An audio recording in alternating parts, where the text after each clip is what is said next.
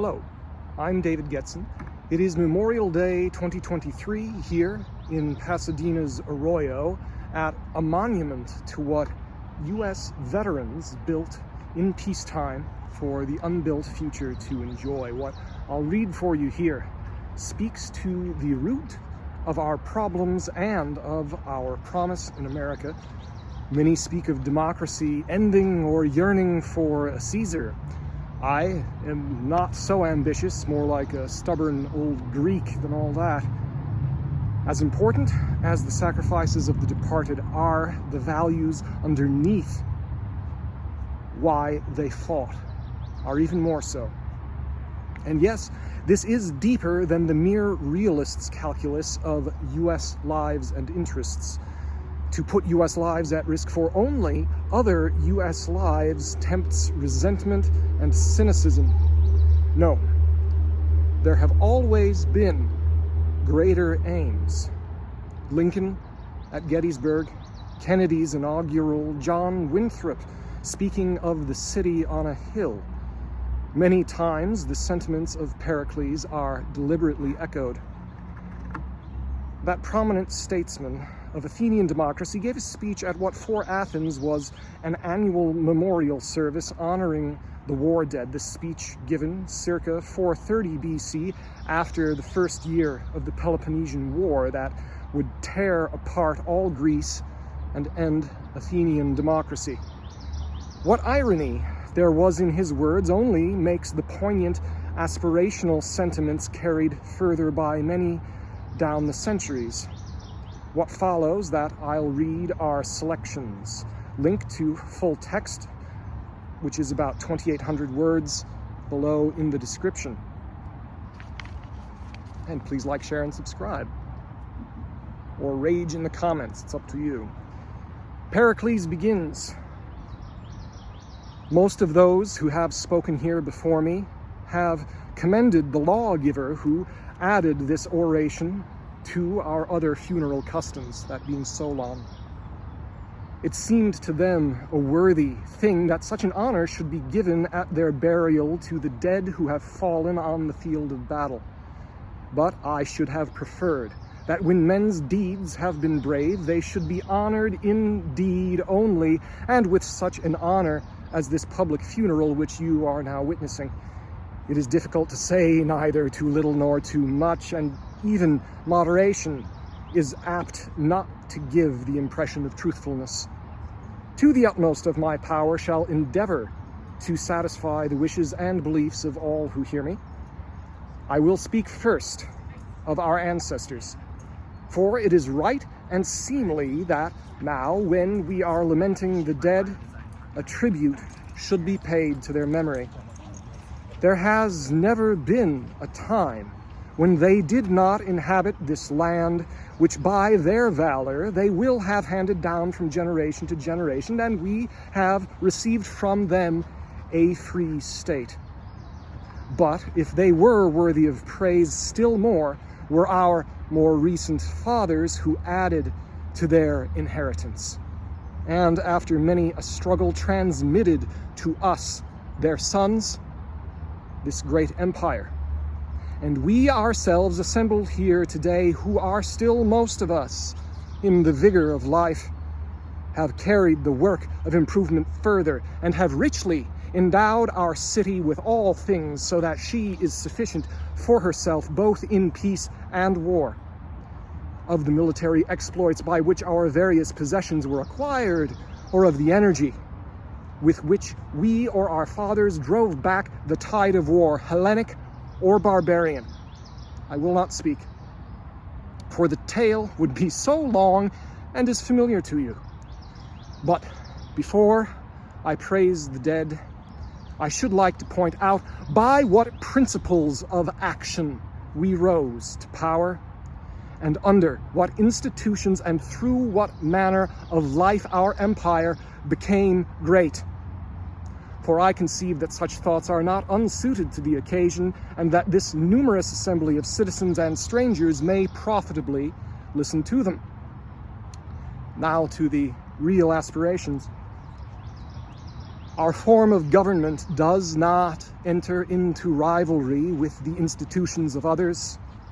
Our government does not copy our neighbors, but is an example to them.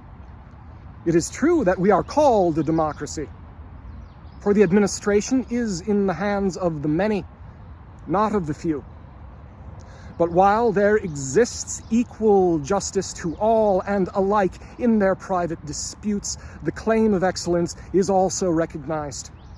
And when a citizen is in any way distinguished, he is preferred to the public service, not as a matter of privilege, but as the reward of merit.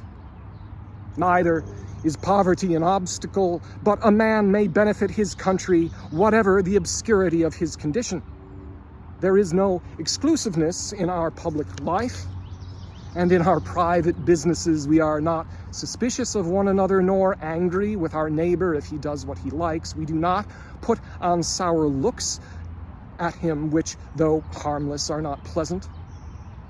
While we are thus unconstrained in our private business, a spirit of reverence pervades our public acts. We are prevented from doing wrong by respect for the authorities and for the laws, having a particular regard to those which are ordained for the protection of the injured, as well as those unwritten laws which bring upon the transgressor of them the reprobation of the general sentiment. And we have not forgotten to provide for our weary spirits many relaxations from toil. We have regular games these days, air shows, and our sacrifices throughout the year. Our homes are beautiful and elegant, and the delight which we daily feel in all these helps to banish sorrow. Because of the greatness of our city, the fruits of the whole earth flow in upon us, so that we enjoy the goods of other countries as freely as our own. We rely not upon management or trickery, but upon our own hearts and hands.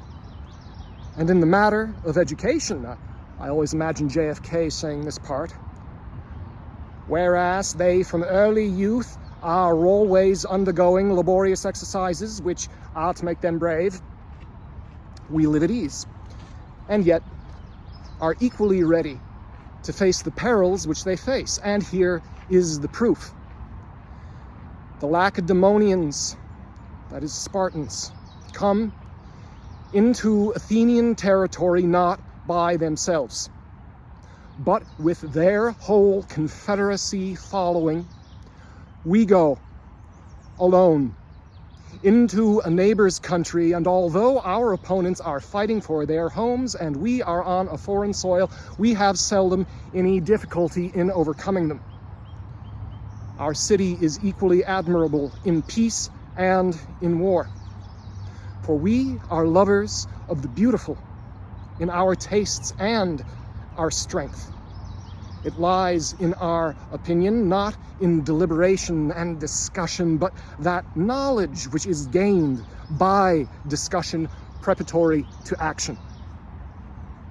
For we have a peculiar power of thinking before we act, and of acting too, whereas other men are courageous from ignorance, but hesitate upon reflection. To sum up, I say that Athens is the school of Hellas. There is no passing an idle word, but truth and fact. And we shall assuredly not be without witnesses. There are mighty monuments of our power which will make us the wonder of this and of succeeding ages. We shall not need the praises of Homer, or of any other panegyrist whose poetry may please for the moment, although his representation of the facts will not bear the light of day. These men,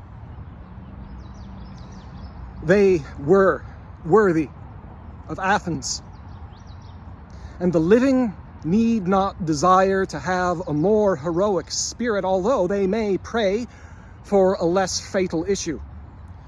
The value of such a spirit is not to be expressed in words. The whole earth is the tomb of famous men. Not only are they commemorated by columns and inscriptions in their own country, but in foreign lands there dwells also an unwritten memorial of them, graven not on stone, but in the hearts of men. Make them your examples, and esteeming courage to be freedom, and freedom to be happiness, do not weigh too nicely the perils of war. Wherefore do I not now pity the parents of the dead who stand here? I would rather comfort them. I know how hard it is to make you feel this when the good fortune of others will too often remind you of the gladness which once lightened your hearts. Some of you are at an age which they may hope to have other children, and they ought to bear their sorrow better. Our city will not be left desolate, and she will be safer. Congratulate yourselves that you have been happy during the greater part of your days. Remember that your life of sorrow will not last long, and be comforted by the glory of those who are gone. For the love of honor alone is ever young, and not riches, as some say, but honor is the delight of men when they are old and useless. To you, who are the sons and the brothers of the departed, I see that the struggle to emulate them will be an arduous one. For all men praise the dead, and however preeminent your virtue may be, I do not say even to approach them. I have paid the required tribute in obedience to the law, making use of such fitting words as I had. Athens crowns her sons, living and dead, after a struggle like theirs. For where the rewards of virtue are greatest, there the noblest citizens are enlisted in the service of the state. And now, when you have duly lamented everyone his own dead, you may depart. And so here and now, in the US, for my own part, today and always, many thanks to the men and women of this country who in peacetime and war gave their lives in service, and to their families, that we may all be worthy to carry on and yet improve this legacy. Thank you for listening.